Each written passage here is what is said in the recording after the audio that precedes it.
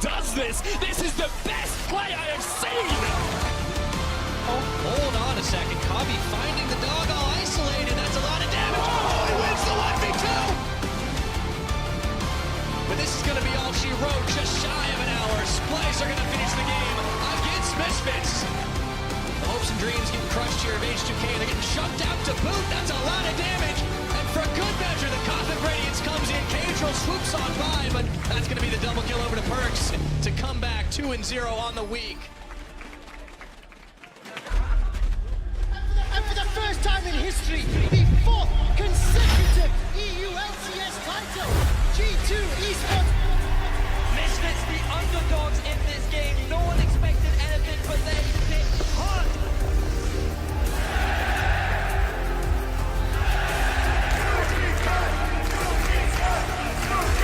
Yakos, the first Black King!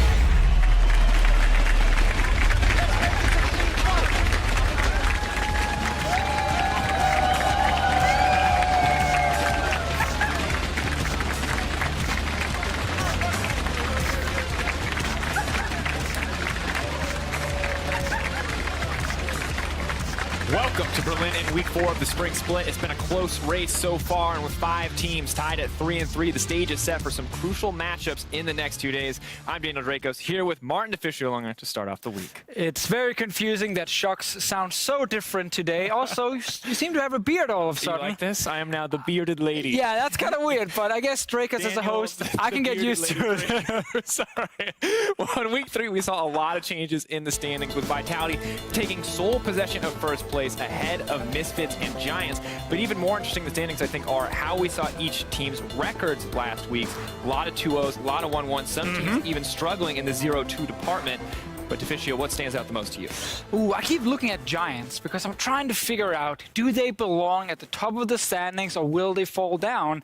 1-1 last week where they had a good comeback game against Rocket due to the famous Jinx traps now that we've seen so many times winning them a team fight. They did, however, get crushed by Schalke right after, so it's kind of tough to judge them, and I'll keep following them very closely to see if they can stay at the top. That's kind of a trend for these middle-of-the-pack teams. But DeFiscio, I'm unoriginal. I went with the easy one. You want someone coming out of a 3-loss streak, you want a 2-0, you look at G2 Esports, I feel like we have to talk about them. They're finally starting to get everything back together. They're starting to look like a good team once again. And the fact that they came in with 2-0, the fact that they're looking stronger, feels to me like this could be the chance for G2 to take over the league. And I feel like we, together with Cold on the Euphoria podcast, kind of underrated G2 a little bit, putting them down at number 6. I think they're actually going to be one of the absolute best teams in Europe starting this week. Starting this week, you're that confident? I'm that confident.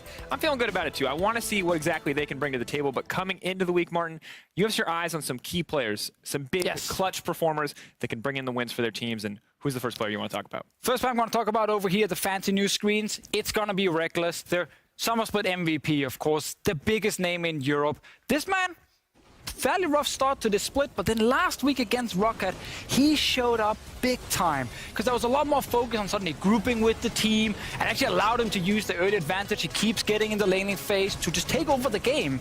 And it's very important for Fnatic that he's performing because the AD carry pool, Dracos, it's pretty stacked in Europe this year. We just have to say that there's so many new names that are worth looking at. But Reckless is still the player everyone looks at and says this guy needs to be the best. So right now, I'm watching him very closely in this little quest to catch the current #1 AD carry and also my next player, Hans Sama, the young kid from Misfits who broke through during Worlds, and he just keeps performing at the highest level. He's currently the main carrier in Misfits, and we just see perfect positioning from him in teamfights. And it's honestly hard to find a weakness in his play right now. So it's really cool to follow this progression from such a young AD carry who's now the best in Europe, in my opinion at least. Enough about AD carries though, Dracos. Don't need him. I want to talk about the man in the mid lane from Vitality, the Italian stallion, it is G2K, of course. This person, his name is on everyone's lips because he's so awesome. In-game, he's aggressive, he's constantly confident in his ability to outplay people in 1v2, 1v3 situations, and I've never seen a rookie step on stage with this much confidence. And we just get to see highlight clips from this guy every single week. And if you have never watched a Vitality game or G2K game, it is time to watch one today because this man will always deliver. And you're going to get a chance. You're going Yes, to you will. watch Jizuke in action, see what he can do in our second matchup of the day when Jizuke and Vitality face off against Rawcat. I want to see what they can bring to the table there, but also match of the week, Giants versus Misfits. You already brought up Giants, Yes. but this one, two teams tied at second place going toe-to-toe. Two teams who can play late game for sure. It's how Giants win every single game so far. I want to see if they can keep doing it, especially against a great team like Misfits, because if they do, they for sure deserve to sit there at the top of the standings. Absolutely. It's going to be a tough battle, though, I think, for both sides. Giants, not a lot of people had them on their radar, but you absolutely have to respect them now. Well, in our first game, we've got the struggling 1-5 H2K looking to pull off an upset with the support of some new manpower as they go up against the 3-3 Splyce. Let's leave it to our casters and hit the rift. Thank you very much, Dracos. Hello, all you esports fans. I'm Devin Pyrotechnics Young. And alongside me is, of course, the Welsh wizard himself, the harbinger of ha-ha. It's Andrew Vedius Day. What's up, man? Aha, good one, Pyra. I have Very him. good. Happy to be here with you, Pyra. Looking forward to what will be a surprisingly exciting game. Absolutely. H2K, they've been down in the dumps. They've had a lot of struggles. Let's take a look at this team because there's some new faces, or at least one new face, on the blue side today.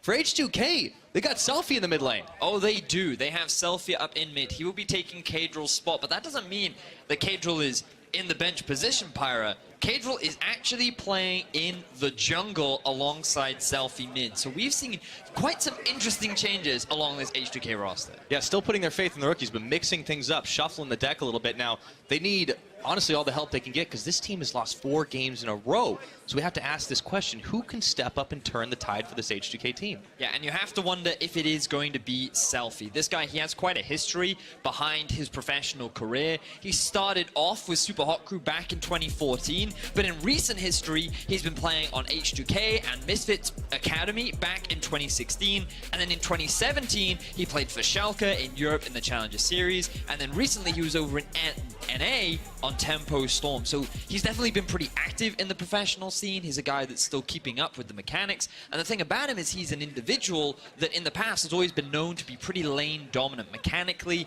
he has a lot of experience, and he seems to be an individual that you can rely on to get those leads. The question is, how will he fit in with this lineup? Because yes, he's kind of the experienced player now alongside 2 rookies and some veterans in the form of Promise Q and Smitty J up in the top lane. Yeah, and H2K, I mean, they're changing things up now because they're looking for some answers, but the whole team has obviously made so many big changes. This was one of the top European organizations for a long time, always a playoff team, but now they've mixed things up, and with all these new players, it's so many question marks surrounding them. Yeah, perhaps the bringing in of Kadril to the jungle position is the hope that they will just see something different, because as you rightly said, this was one of the top teams in Europe. They were constantly fighting for those playoff spots. They were usually aiming for one of those top 4 positions. But in recent history, or at least with this iteration of the roster, things haven't gone well. So change is what they're looking for right now. And their opposition is a team that's no different to change either. Absolutely. It's a tough opponent today, Splyce. They've taken down some big-name teams, Schalke, No Fear, Misfits. I mean, these guys are sitting at 3-3 right now, so it's definitely not doing too bad. And honestly, I want to highlight one potential weak point for this squad because it's got to be Otawamne, who, by the way, used to be on the H2K team, but things have changed for him since he has changed over to Splyce. Yeah, this guy was one of the rocks, one of the staple, reliable players that, working alongside players like Yankos and Febervin, they were always able to put up good performances on that H2K roster. But since joining Splyce, individually, he seems to be not having the best laning phases. He doesn't seem to be working extremely well with his team. But it also ties in with the fact that Splyce, as a team, seem to be so focused towards the late game. They don't be building a lot. They aren't really focused on building a lot of early game advantages. They seem to be playing the current meta style of let's wait to 35 minutes onwards and then start playing some League of Legends. And this could look to hurt them, given how Otawamne in the past used to be so consistent in terms of his laning phase, and so where you could build a lot of advantages from. Yeah, definitely seemed to stumble a little bit out of the gates, and we see the team oftentimes having come back from some of those big deficits. And yes, it has been a little bit of a slower start, but up against this HK team, even with the question marks, maybe this is where we get to see them come back online. We'll find out. We're entering picks and bans.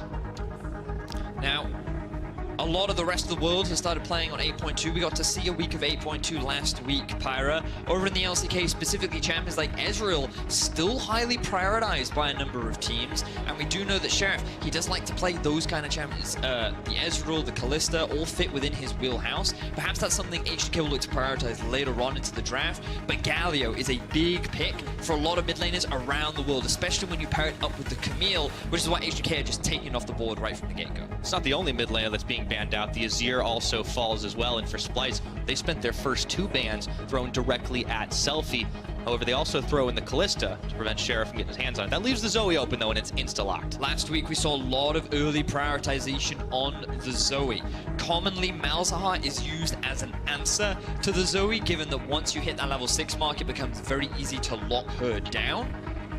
But Malzahar did receive a couple of nerfs on 8.2, so either Niski will have something unique and interesting to bring out, or he'll stick with the standard meta stuff of Malz.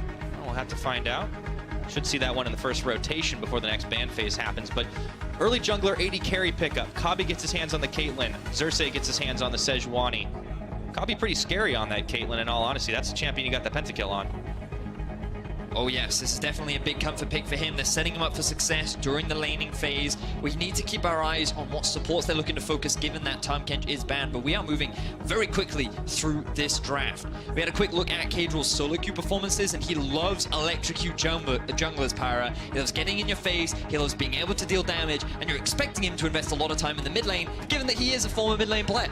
Yeah, I would think he'd probably want to go back to his old home, so we'll look to see if he ends up camping out for Selfie's lane. For the time being, we still have to decide what Splyce is going to play up against the Zoe. A lot of flashes, a lot of hovers. We get the Camille locked in, though. This is a very safe pick into the Gnar. We saw some mixed performances of it last week where on Vizicachi's hands, he was dumpstering Ruin up against the Gnar. However, in other hands, it struggled a little bit during the laning phase. So I'm looking forward to seeing if Odoamne, now that he's being put on a little bit more of a carry top laner, if he can return to form, if he can have a little bit more of an impact going up against Smittyj. Yeah, I'd like to see if that ends up working out for them. And we get into the second phase of bans. You see Jinx taken off the table. Of course, that one is... we've seen it once so far, and it had a very impactful performance, but not in the hands of Sheriff. Now, the Malzahar is also banned away because Splyce did not opt to pick up their mid lane, so I wonder what Niski's going to go towards with so many mid laners drained out of the pool.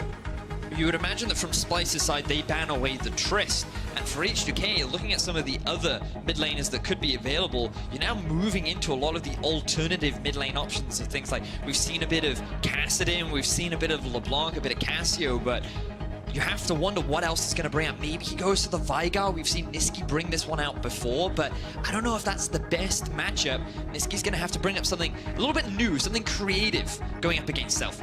Yeah, he banned LeBlanc up against him. And we got the Twisted Fate lock in. Okay, I like this. I didn't believe my eyes for a second. We did see the Twisted Fate over in North America.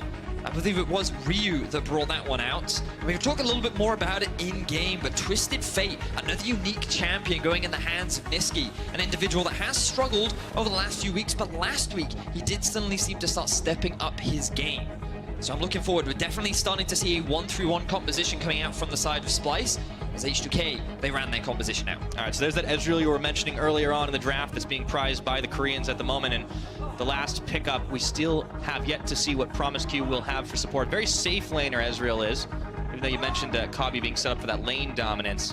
Still gonna have a hard time getting the poke right on back. Will this Taric come in to round things out and give him a solid front line? Looking at this Taric, I mean, you have so much poke from H2K. I feel like you kind of want to round your composition out with an essence of disengage. But rather than go for something like the Janna, they're going for like an anti-team fight comp, which I don't know is necessarily the best thing against this Splyce roster that's going to be looking for picks, going to be looking to play the entire map a lot across all 3 lanes. And it's really just going to try and look for small opportunities rather than full-on 5v5 team fights. Yeah, harder composition to run, but a little bit of comfort for Splyce. They were hovering on Kasing Zillion, but at the end of the day, he locks in the Janna. That's a champion that a lot of teams have actually banned against him, but he hasn't picked it up this split just yet. Now he'll get to try his luck on it. And speaking of luck, Niski's certainly feeling it right now. I'm very excited to see this Twisted Fate. Definitely our first one here in Europe, going to be in the hands of Niski. In terms of the matchup, I mean, it can be a rough one for Twisted Fate. His early wave clear is not the strongest. It can be very easy for Selfie to position aggressively. And when you look at a jungler like Jarvan, especially in the hands of Kadril, you're expecting a lot of early pressure from this H2K squad in the middle lane. Twisted Fate, once he gets level 6, he's going to want to look to roam around the map, use that ultimate to find picks, set up his laners for success. You have a Caitlyn Janet in the bottom lane. They're going to be pushing, you're going to want to try and dive. So H2K is saying we have to shut this down early, and we have to stop this guy from roaming around the map. And to do that, you gank. You shut him down, you get him behind in levels. So I wouldn't be surprised to see Kadril return home and see if he can snowball Selfie to success. We'll see if Selfie in his return to the big stage here in Europe can put on an impressive performance. H2K infusing some new blood into their roster in the hopes to pick up their second win on the split. Splyce not keen to fall victim to it. Find themselves a little bit of a different style of composition. We'll find out who comes out on top. Splyce have definitely had some troubles in the early games, but they are no strangers to fighting back after a deficit. They don't really worry too much if they're not winning in the laning phase. But all eyes on Nisqy to start this game off. I'm really looking forward to this, Pyro. We're not running the conventional full 5v5 team fight comps. There's a lot more complexity and intricacy behind these two teams. And for H2K, who have been struggling, currently 1-5, going up against a 3-3 Splyce that are still a little bit inconsistent. They're both drafting very unique compositions. And we'll get to see how well this H2K roster will be able to come together and make it work. Yeah, really looking forward to it. And there's always a lot that surrounds roster moves and role swaps, which we don't often see. Keeping an eye on how Kadril actually performs in this new role of his. I mean, this is a guy that had not hit the EU LCS stage for some time. Or rather, he hadn't ever had a chance to really do it. He comes in, he plays mid for a little while, they swap him up to jungle. We'll see how he ends up doing. Kadril is definitely going to be one of our players to watch, but also this middle lane matchup is going to be so interesting. We already talked briefly in Champions Select about how Nisqy, as an individual, has been struggling, especially in weeks 1 and week 2. He was falling into deficits. Excuse me, he was finding it difficult to hold his own. Even when he had the winnable matchup and the losing matchup, he just seemed to be on the back end. But week 3, we started to see him have a little bit more of an impact. He almost got a solo kill down onto Perks. Oh yeah, I remember that. So we're starting to see him return to form, and now he's playing Twisted Fate up against Selfie.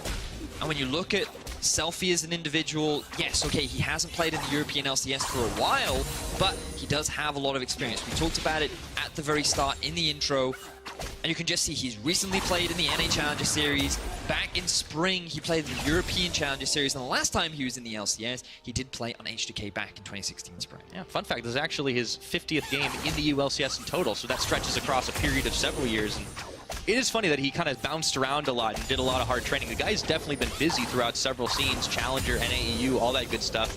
Kind of like a quick hyperbolic time chamber coming back to EU now. And he, as a mid laner, during the Challenger Series, was always known for being lane dominant. He loves to be in your face, he loves to try and trade, and he basically just loves to shut down his opponents.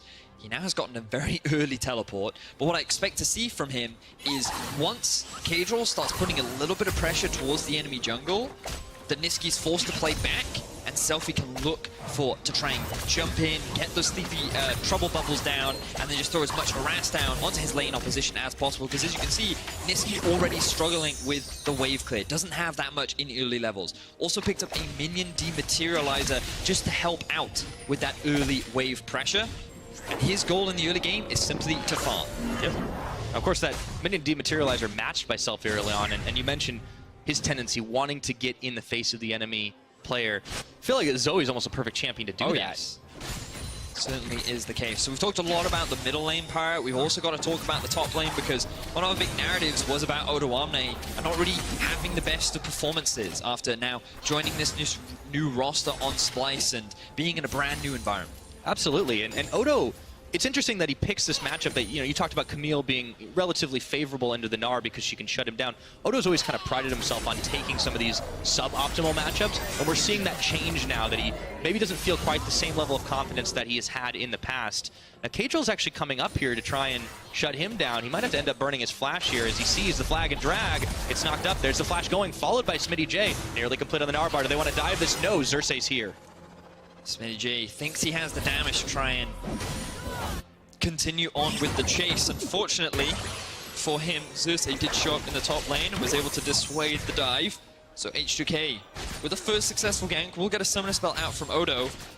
Another one now, too. But you talked a little bit about the matchup, and it's quite fascinating because early levels really, because of the range advantage that Na has and the difficulty for Odo Omni to really go for the all-in, you will often see the Na usually get an early lead. The difference is that Odo can trade back pretty effectively because you'll note he is running the Comet. So he'll use his leg sweep to harass a bit, get a bit of slowdown, get a bit of poke down, and then once he hits level 6, that's when he can start being a little more aggressive. That's when he can threaten the all-in, especially once he completes the Trinity Force. He's going to win out on the side lane, especially up against this Null. Of course, when a Gnar can't split push, he's going to have a bit of a bad time, but for Smitty J as a player, he's honestly been one of the brighter spots on this H2K team. And, you know, maybe that's not as much to say when a team's sitting at 1-5 on the record, but if Odo Omni is the weak point on the Splyce roster, you got to think the exact opposite about Smitty J. Yeah, I mean, up in the top lane, this guy has been one of the individuals that we thought maybe H2K could look to try and play around. It feels like that he has been playing a lot of carries over the last few weeks, and he's been never properly set up to carry, even though he's playing those styles of champions. And while he is playing the Gnar, I feel like the focus will be more on H2K's mid and jungle and how well Kadril and Selfie will perform. But we talk about the big carries, we've got to look at the big carries for Splyce, right? Down in the bottom lane, Kobbe and Kasing, two of the most consistent performers of this roster. And you talked to me before earlier in rehearsals about this Kasing effect, Fire. Yeah. Kasing, you know, back in the day, we had this wonderful little video about it. He came into the H2K lineup in along with Odo Omni back in 2016 and really kind of turned Yarnan, their AD carry at the time, into like this superstar. As Benny was getting like crazy kills on Sivir and stuff, and that's the Kasing effect. He levels up his AD carry. Now, Kobbe's always been a good AD player, but I think we're honestly seeing his potential unlocked even more so now that Kasing is alongside him. Yeah, you just have to look at some of the stats across the board. Both of these individuals are heavily involved in all of the action that happens from the side of Splyce. Their kill participation is extremely high for a bottom lane. Their damage percentage from Kobbe is crazy. He is the guy that they rely on to be the big carry, and usually we see him paired up with the Zillion, and in the mid game he can just run up, deal all this damage, and then get out. But now he's going to be on the Jan against Splyce, allowing this bottom lane to help facilitate each other, to rely on Kobbe to be this big carry. And they're comfortable, right? I mean, you look at these two carries right there. Now, Smitty J up the top, we're going to switch our attention for a sec. Face checks into Xerxes, is going to get the stop up against the wall. And meanwhile, he pushes him right back in before he goes mini Gnar. And Niski comes in to complete the gang squad. Instant first blood for the Splyce mid laner. Fantastic coordination and timing there from Splyce. They knew that Smitty J did not have his flash available after he used it in the top lane gank. Xerxes was just in the area, and he punishes Smitty J as he tries to ward, and then Niski, the moment he hits level 6, he has the ultimate ready. We didn't see many early ganks from H2K around the middle lane, so Niski had nothing to worry about. He's able to get himself a very early kill. Yeah, all that focus we expected around the mid lane didn't really materialize. Kadril, yeah, he's been involved, he's been around, but it was mostly up top that we see him trying to get the gank off on Odo Omni. Instead, it looked like Xerxes was the one who had the more effective action when they caught on to Smitty J, and as a result, Niski gets the first kill of the game. We might see a lot more of that before this is all said and done.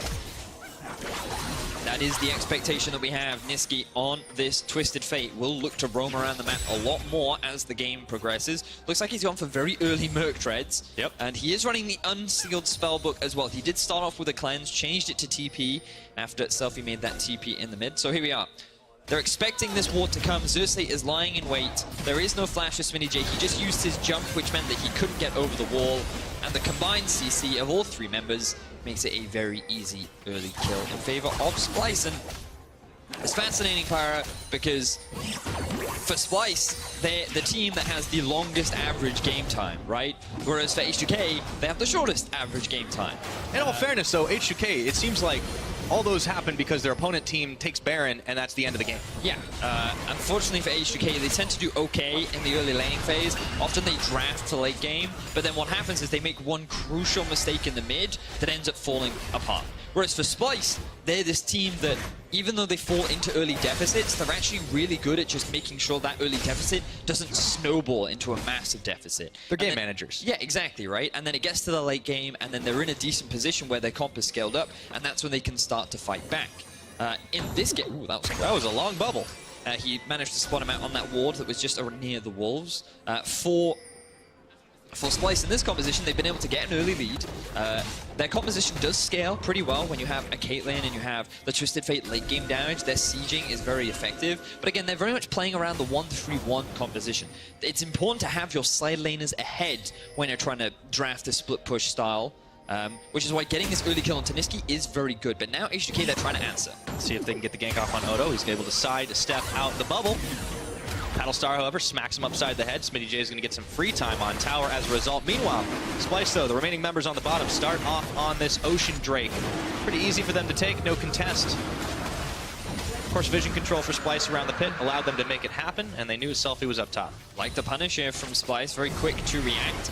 The moment that they were able to spawn out Selfie towards the top side, immediately able to secure a dragon. But we can see that the top side of the map is littered with wards for H2K. Odoamne left on a bit of an island, but he's going for the all-in. Oh, well, he's got to have some backup. There we go. In comes Niski with the Destiny, and Smitty J just trying to make it a 1-for-1 trade instead. They're going to make it nice and safe, and a couple of cards later, Niski finds himself kill number 2. He's feeling lucky. Love this proactivity from Niski. He gets himself the first blood. He makes a good TP play up top. And we're able to see what is an instant repeat now. Odo, he did miss the initial stun, but the great thing about Niski is he was just offset by that ward that's just by the Raptors. You can see it on your mini-map, which meant that Smitty J wasn't expecting this at all. He didn't respect Niski's ability to immediately transfer up into the top lane. And I love this from Splyce, because we were just talking about how all the reliance goes towards the bottom lane, how you need Kobe and Kasing to do well and then transition their lead into the mid and late game. Whereas for Niski and Odo, they're now being proactive themselves. We see Xerxes spending a lot more time around the top side. We're seeing Niski get 2 early kills, and Odo is not struggling during the laning phase. And I think that for Splyce fans, this is definitely the direction they want to be seeing the team take. And it's critical considering how much pressure that H2K have been trying to put up towards the top lane, and Odoamne is getting a little bit of backup for himself because Niski hasn't been able, or hasn't had too much pressure on him either. So it's kind of a, you know, snowball in multiple lanes, the fact that they can just take one advantage and move it elsewhere with all the globals. Now, H2K have recognized that bot tower will eventually crumble against a Caitlyn and a Janna, so they've decided to swap up, also trying to get Smitty J out of what will be a very difficult matchup now that Odo has the Sheen and the Tiamat completed. But Splyce will be able to secure their first tower of the game, and given that Twisted Fate's ultimate is still down, it's unlikely that they'll be able to try and force an early tier 2 in the bot. Our first tower blood does go the way of Splyce. H2K are going to answer pretty quickly, forcing Odoamne off and trying to starve him of a little bit of these minions, but the rest will be there for him to pick up. So the map opens up a little more. Objective-based gameplay is the name of the game for Splyce. For H2K, they're kind of left to really pick up as many pieces as they can. Teleport's coming back into mid, but no one else is going to be around to contest this Rift Herald. Do you like this vision that H2K have set up around Splyce's jungle? You can see wards littered to all of the entrances, so they're very aware of any of the movements that Splyce try to make to contest this Rift Herald. Now, this will make sieging the mid lane that much easier.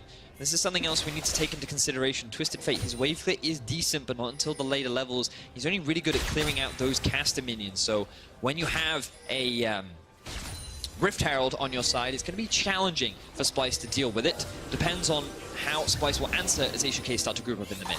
See if they end up using it. Pop in the eye of the Rift Herald right now. 4 members strong. That should be enough to start the siege. Will they be able to secure it is the question. Niski trying to clear away the wave. He's in danger of being doped, so he might have to back off. And pings on, but not a whole lot of help here. Xerxes there, and there's not much they can do about it. So H2K pick up a much-needed tower here. And that gold lead that Splyce had starting to fall off a little bit as a True Shot Barrage helps save a few more ticks to the tower, but Kabi's got the rest of it, so they're going to equalize right after the fact. Splyce finding themselves in an unusual situation. They've got a gold lead, Vedius. Yeah. We have seen in the past that Splyce, the one game where they were able to get that, I mean, they've been able to get a few early gold leads, but I just think they remember the one game where they did get that early gold lead. They were running the Skana, and then they ended up losing it after a couple of messy plays on their end. That was a weird game. Yeah, hopefully let's they be don't honest there. look to repeat that this time around. I believe it was up against Roccat. But so far, Splyce hold a pretty significant gold advantage. A lot of that does come from the 2 kills that were picked up in the mid, but also the pretty significant CS lead that has been starting to accrue for Kobe. So things looking good for Splyce. as we do jump into what appears to be a very quick pause. Yeah, a little bit of confusion, it looks like, on some of the players' faces. But taking stock of the whole situation, it's been a very clean early game. Splyce find themselves up 2 kills. Of course, they're on Niski. And I want to go back to what you said at the start of the game, is how Niski kind of started off this split, and he didn't really look incredibly impressive. I think a lot of people didn't know what to make out of this guy because he had been at least somewhat hot coming off of Fnatic Academy, but then he went off to NA and was kind of for a little while. That's very true. He comes had that back. One good quarterfinal match, I seem to remember. I forget who it was against, but yeah, Niski, I think a lot of questions around this guy and his return to the EU LCS, but now we're finally starting to see it come to fruition. And I'm really, really curious to see, as the game goes on, how he ends up doing in this different kind of matchup up against the likes of Selfie, who is such an experienced player, but has kind of been so up and down throughout his career. Well, so far, Selfie has been able to build a bit of a CS advantage, but that's been kind of matched by the fact that Niski has 2 kills. He's lost that farm as a result of roaming that have been 2 successful roams. So I think that the matchup is going pretty even for the time being. I expected a little bit more focus from Kadril in the middle lane to try and shut down the Twisted Fate, which we haven't really seen. We did see a gank from Kadril up towards the top side where they got a flash, but because SmittyJ used his flash as well, that ended up actually hurting him more than it ended up helping him. Yeah, once you burn the flash, you better bet you're going to get ganked again. Now, exactly that. Just to fill you guys in on a lot of the information that I'm getting from the back, is that there's an audio issue currently on stage, and there are league officials investigating how well the players are able to communicate. That was instigated by H2K, so that's why we're seeing them on the camera. So league officials looking that over for the time being.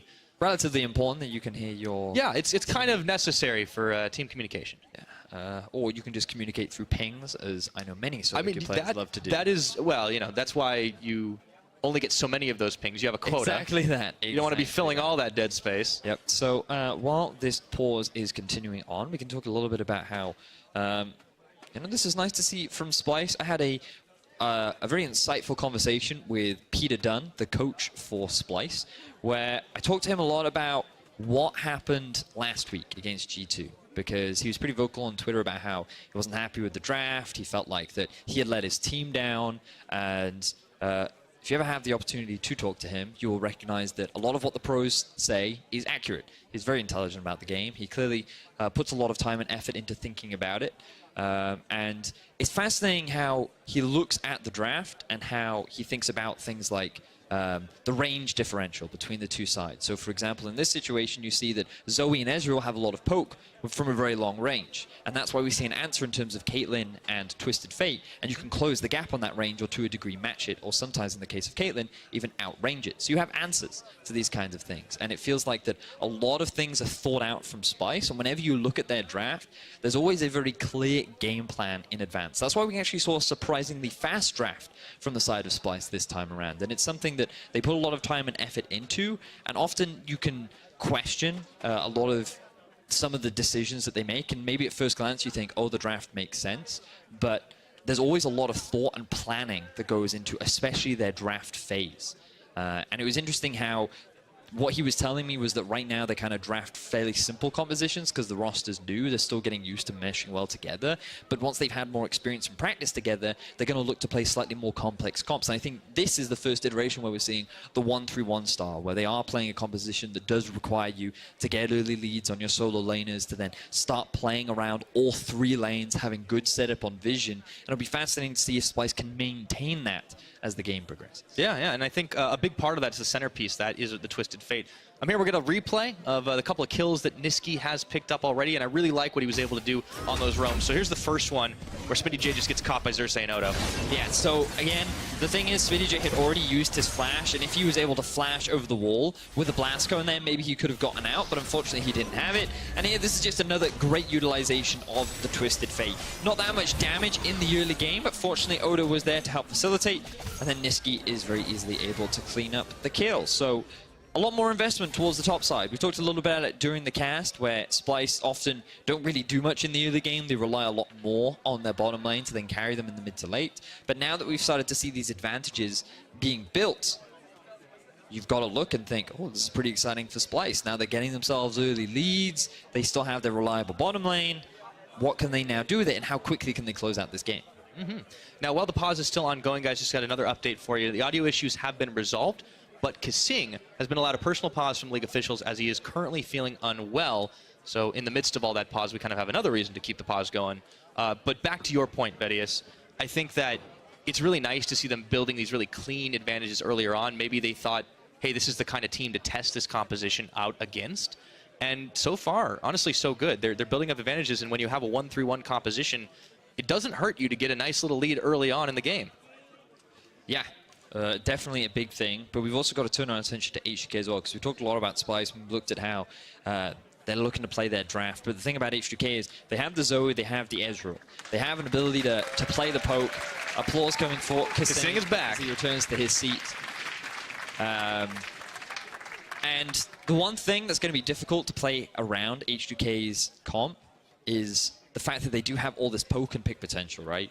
You have the Zoe, who can sit off in the darkness and fire those sleepy trouble bubbles out from nowhere. You also have Ezreal that's consistently spamming Qs, and even though the nerf to Kleptomancy on 8.2, he's still going to hit a much earlier power spike than he traditionally would due to this influx of gold. So I wouldn't say that H2K are completely out of the game yet. They're at a slight early deficit, only about 1.5k gold, but now that all of the issues have been resolved, we can get back into the League of Legends action. Yes, we can.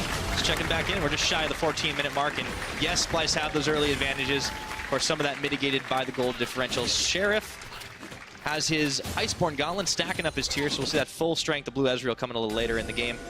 We talked about the Splyce 1-3-1 a lot, right? But you mentioned the poke damage. I think H2K honestly have a pretty scary fight on top of just being able to catch people out. So Splyce got to be careful. They have to navigate this one very gingerly. I think H2K have good team fighting. I'm a little confused as to what the intent of this Taric pick is, right? Because when we've seen Taric picked in the past, he's been kind of comboed with things like a Zac to set up for really good pick power, because you team up, you use your Bastion with the jungler, you then have the jungler dive in, and then you have an extra stun to add to the range of those engages. So I can see how it could perhaps be paired up with the Jarvan, but typically you would pick a Taric as like an anti-team fight tool. He can reset things for you thanks to his ultimate, but Splyce is never really looking for full 5v5s. They want to try and spread you out thin. They want to go for small skirmishes where this value is significantly less on the side of H2K. You are correct. I just wanted to point out that that was a little unlucky. A little unfortunate. Yeah, Selfie trying to get that blue buff, but the red of Kadril stole it away. The inner mid in him took over. Kadril just couldn't restrain himself. I want that blue buff. Need the mana regen. All right, Smitty J trying to hold out on this bottom side. Of course, Odo's not going to go too deep right now. Splyce can afford to play this one out pretty safely without fear of overextending. Or without overextending, I should say. Now the dragon spawning in about 10 seconds. Look at all the control wards coming out from Splyce right now. They have 4 littered across the entirety of their half of the map, along with a couple of the entrances to the side of H2K's jungle. Their goal now will be to set up vision around this Drake. They'll have Odo Omne push out topside, where the bottom lane of H2K is right now, which means that they won't be able to react in time once Splyce start this Drake off. So I expect them to push in mid with the Caitlyn, then have perhaps the Twisted Fate just clear out the bottom wave, but it is pushing in their favor, and I expect a fairly clean Dragon take to come out from the side of Splyce. All right, so the game plan continues. Xerxes is going to start this one off. Of course, H2K none the wiser. Oh, never mind, they are. There's a control ward right in the back of the pit that I missed. Xerxes has enough damage, along with his AD carry and support to make it happen. However, it looks like H2K are just going to be focused on trying to push up towards topside, but the Taric's not with the Ezreal. Not really sure what H2K are doing here, other than trying to grab a little extra vision as a consolation. Well, they are getting a bit of vision control up in the top side of Splyce's jungle, and they thought they could put some pressure down onto this tower, but you're playing up against a Twisted Fate, and a 2 versus 2 Camille Twisted Fate versus Ezreal Taric. I kind of have my bets on the Cardmaster, to be honest. So H2K immediately have to back off. They don't really get anything aside from all this deep vision. But we're only 16.5 minutes into the game, Pirate. There's no Baron to play around just yet. And this information will only help in knowing where Xerxes is. Yeah, for H2K, though, a lot of their early game trying to rely on making sure they could bully out Niski. That plan is pretty much kaput. Got a little bit of a CS advantage, and that's about it. Of course, more than made up for the fact that he's got those 2 kills. But for the rest of H2K, you know, where are they going to put their eggs at this point? Smitty J, he's on the Gnar. He can do a little bit of damage. He can set them up in those team fights. The Ezreal seems to be the logical choice along with the Zoe, but it still takes a while for them to come online. So That was actually a really good clear. I mean, it was a fortunate clear from the side of Splyce, because one of the big risks Splyce just had there was that they could get TP flanked on from the side of H2K. You send the Tarek and the Ezreal bot, you have the Jarvan move up through the river where you hope you have vision control, and then you have the TP flank come in. The bottom lane of Splyce die around when Baron is nearly spawning. That allows you a very quick objective secure. But because they spotted it out, Splyce now can read this play from H2K and immediately are able to disengage and stay safe. And that's why sweepers are so important, Pyra. That's why you want to make sure that you have that vision security around this area of the map, especially when you know your enemy has spent so long around that portion. Public service announcement, always upgrade your trinkets. Kasing checking a little forward, but he spotted by Promiscu. Both dual laners up towards the top side. We start to see a few more of these items coming in and completed. 6 stacks on the Twisted Fates Rod of Ages as well, so yeah. It's not the only stacking we're thinking about with the Ezreal. You bring up a good point there. For those that may not recognize, this is the common Twisted Fate build that we do see, the Rod of Ages into the Lich Bane, usually into his Zhonya's shortly after. Not in terms of the highest burst damage, but it gives you an extra bit of tankiness. It will have reliable damage. It gives you nice siege opportunity, but then once he, I would imagine, goes for the Death Cap and the Void Staff, that's where you'll really start to see the punch that Nisqy will be able to provide. Of course, Selfie will be able to match that pound for pound, but he's got to hit those paddle stars first. He's going to hit much bigger spikes much sooner as well. You imagine that he's going to go for the Leandries next, but he may choose to deviate and go for a very early Death Cap. Instead, his eyes are right now on in the middle lane. We see 4 members grouped up. They want to try and punish relatively the wave fit on this Twisted Fate. Might be in control of the top jungle. Ooh, Clutch used the blast cone to pop Kabi over the wall, avoid that Sleepy Trouble bubble. And now the rest of Splyce, a 4-man squad. Lost a lot of vision there in the top side jungle, so H2K kind of outmuscled them to grab some of it. And Baron is spawning very soon. I don't think H2K have the fastest Baron take, so they're going to really have to win a fight or get a good pick if they're hoping to secure that objective. Now Splyce are the ones setting up the siege, but you can see the poke power of H2K's composition, along with the pick potential. The Jarvan Tarek combo, always a possible threat that they have to respect. So Splyce, they don't want a hard commit. So now we're in a bit of a stalemate, Pyra, waiting for that Baron to spawn. Yeah. And we'll start to see Splyce hopefully play this 1-3-1 style. You can already see Odo Omni down in the bottom lane. I imagine he's going to back soon to pick up his Trinity Force. And then after he's got that, he will continue to apply pressure on towards Smitty J. He should now have kill threat over his lane opponent. And then you just kind of want to spread H2K thread. And the moment that they are in a bad position, you can look to try and rush down the Baron. They have a relatively good Baron clear with the Caitlyn and the Twisted Fate. So we'll have to see how Splyce play the next few steps. It's 2-item Caitlyn. Of course, Kabi didn't get too many chances to play that Caitlyn after he picked up the pentakill not too many games ago. Sped up by the Zillion. The siege is still on for Splyce, but a lot of wave clear. That goes along with that poke that H2K's composition's bringing to the party. We're at that 20-minute mark. We're just past it, in fact. And Baron is, of course, going to be the objective that people are keeping an eye on, even if they can't take it right away. H2K very keen to make sure they control as much vision around this riverside as much as they possibly can. But Splyce, they can afford to play that slow, steady game. They don't need a full commit to the engage, although Xerxes does whiff out on an ultimate. He's caught up by the rest of the team. H2K, they want to get that pick, but they've caught the tankiest member, and they don't have enough damage. Smitty J has grouped up with his team. Selfie as well, but now he immediately has to go back towards the bot side. Odo Omni didn't feel the need to TP into that exchange. Xerxes very tanky already, given he has completed the Cinderhawk.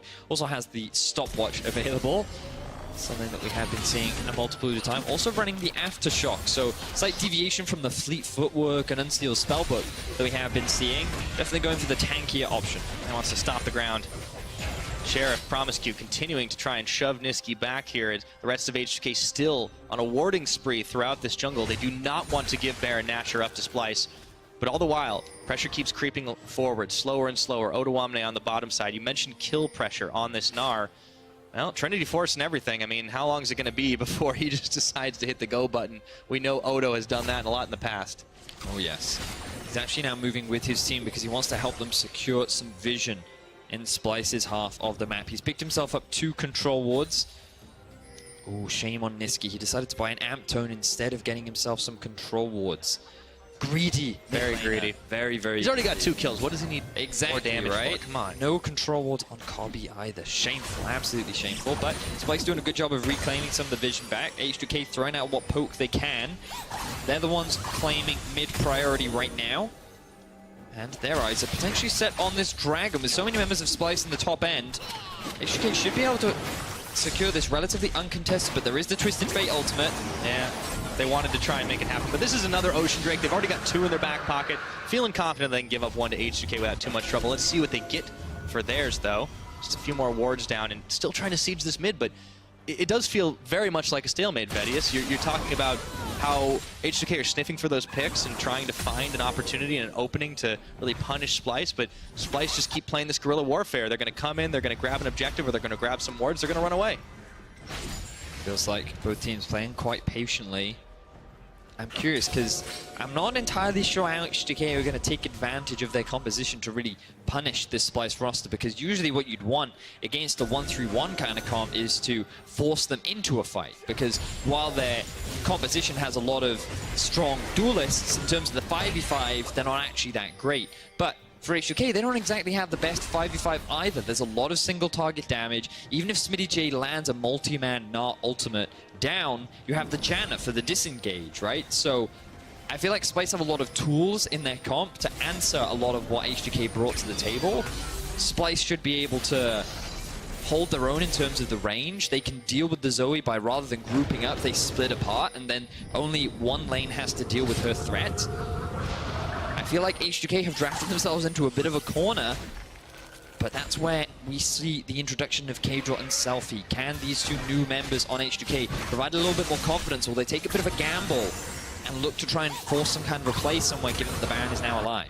Well, we didn't see a ton out of the very early game. K-Drill did utilize this Jarvan to try and gank up topside, up on Odoamne, if remembered. Now that attempt didn't really yield any fruit for the team.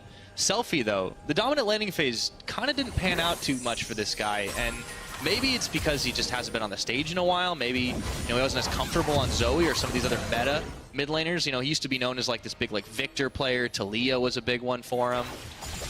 Victor, of course, we're not going to see that for another patch or 2. Let's see what H2K do here. Rift, Scuttler, vision secured for Splyce, so they're not going to be able to start off this Baron. And even if they could, Kabi and Xerxes are here. You've got to look at the mini-map at this point in the game, because it's all about vision and where the lanes are at. Bot lane is being pushed in favor of Splyce. H2K just have to answer the minion wave up in the top lane, so you can see Selfie is there.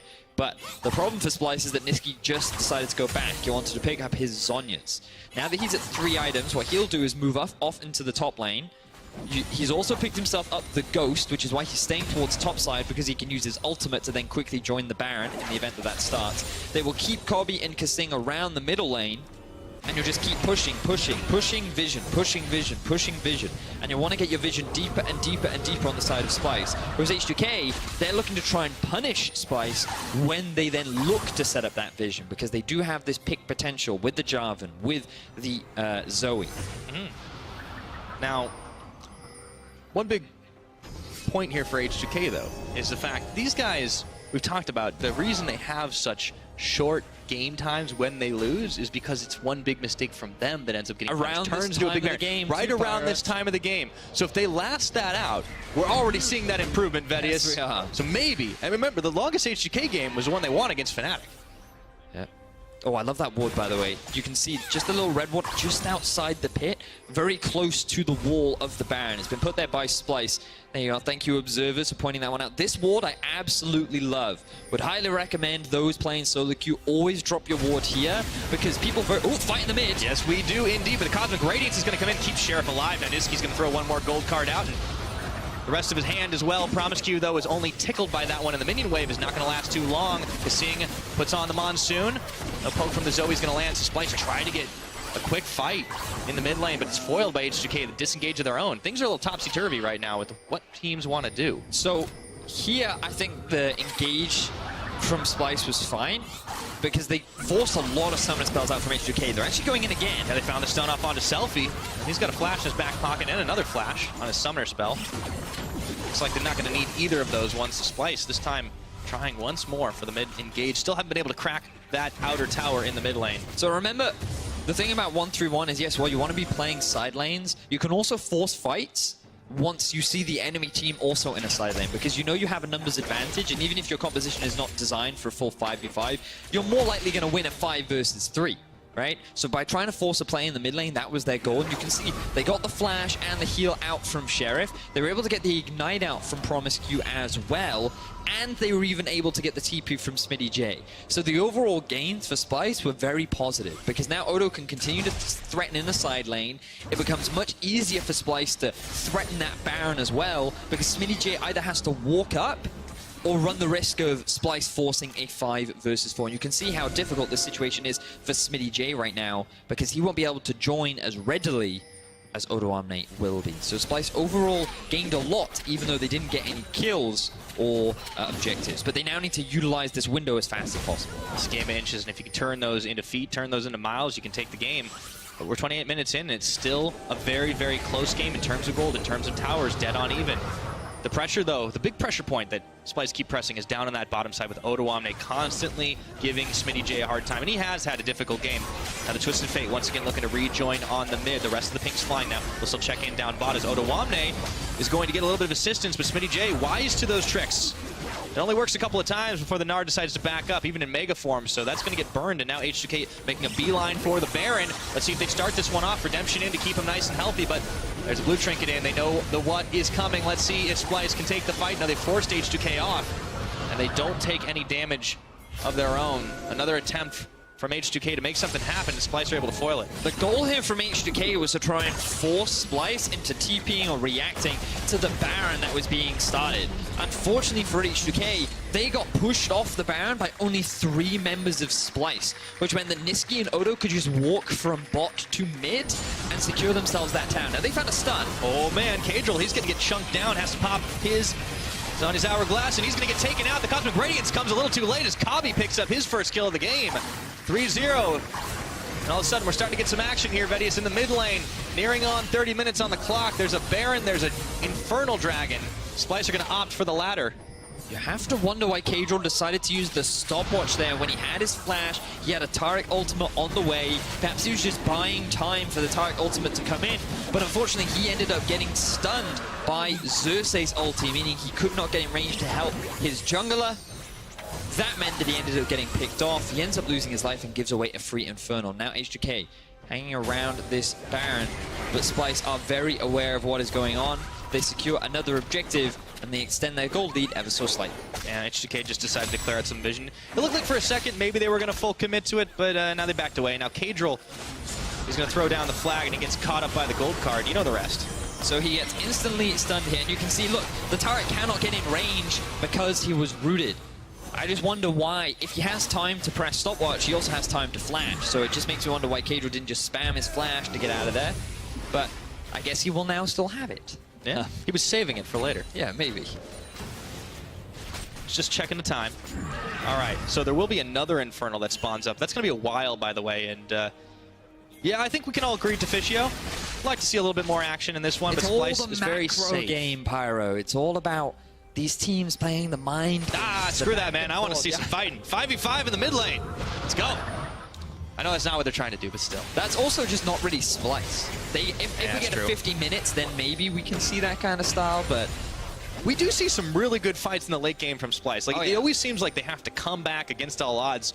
So I'm almost worried that they're ahead at this point because I don't know what they're going to do. Oh, how will they handle having a lead? It's very strange. So far, they've been able to maintain control. They have 3 Drakes under their belt, and it looks like a 4th one will spawn.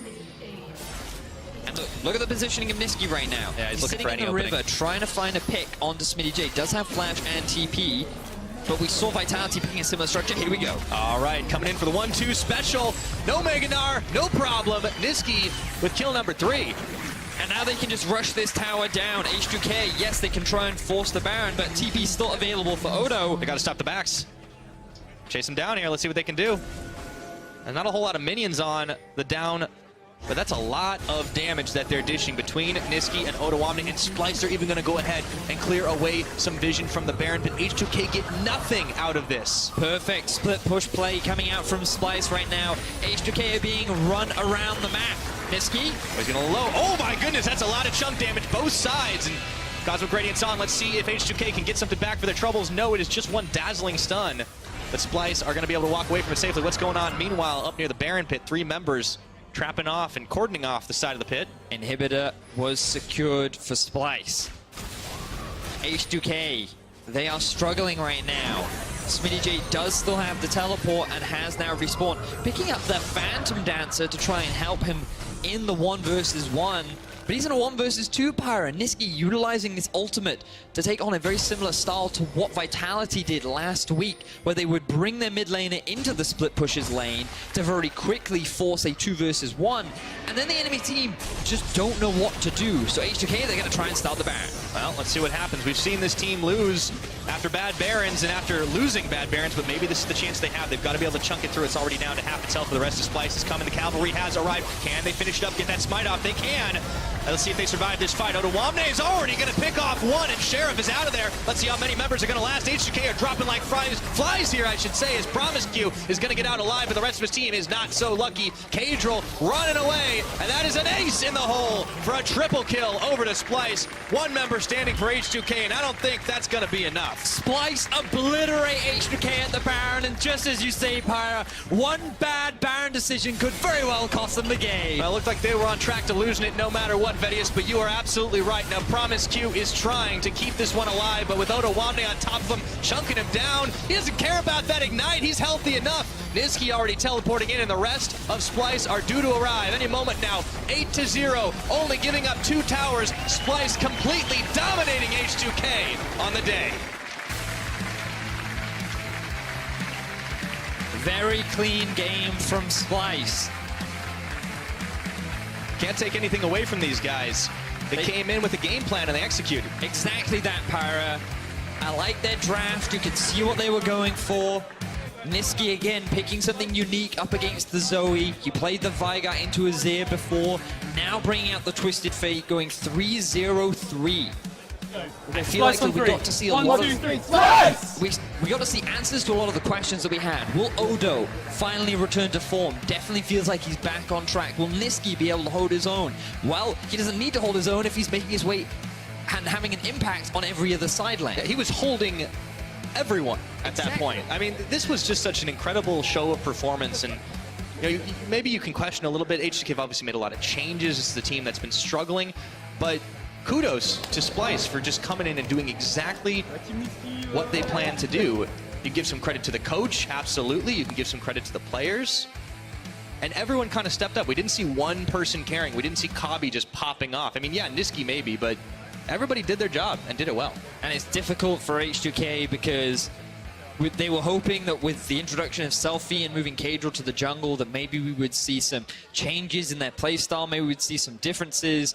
However, we didn't really see anything. Pyra, we're still seeing the same issues. This team, their draft was a little bit weird. They didn't seem to be super proactive. We kind of expected Cadril to set up Selfie for success, and while we did see him go for a gank up top, it didn't really result in anything. And it's difficult to say if this has really made a change in the positive direction for Splyce, because it feels like we're still seeing the same H2K rather. Sorry. Yeah, no, I think that's fair. And it is one game, right? And Splyce, very true. I would say Splyce probably performed beyond what we have seen in recent weeks. So they're also kind of on the up and up. And for H2K, they were searching for answers, and clearly they haven't found them yet. So hopefully H2K will be able to find their form tomorrow. But for Splyce, definitely on the upswing. Yeah. They, every week so far, have gone 1-1. I'm sure they'd love to secure their first 2-0 week. Oh, yes, indeed. Now, we talked about it being a team game, but we want to hear from you guys. Don't forget to go at LL Esports on Twitter and give us your player of the game. Your options, of course, are Odoamne, Niski, and Kabi, and I think those are all very good choices. Yeah, I would be inclined to give it to Niski. I think it's just that Fate was very good, loved his use of the ultimates pretty much at every stage of the game. Felt like Splyce were much more proactive than what we've seen from them in the past, and I think a lot of that comes from their mid laner. Yeah, that's absolutely true. I'll give you that one. I do think Odo, though, really stepped up big, especially compared to what we've been seeing. It's nice to see him doing that once again. Now, after the break, Laura's going to check in with Kasing for some more insight on Splyce's win before the top team in Europe, Vitality, look to continue their dominance against Rocket, so don't you go anywhere.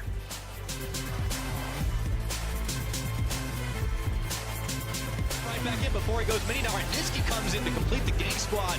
Instant first blood for the Splyce mid laner. And secure themselves that town. Now they found a stun. Oh man, Cadril, he's going to get chunked down.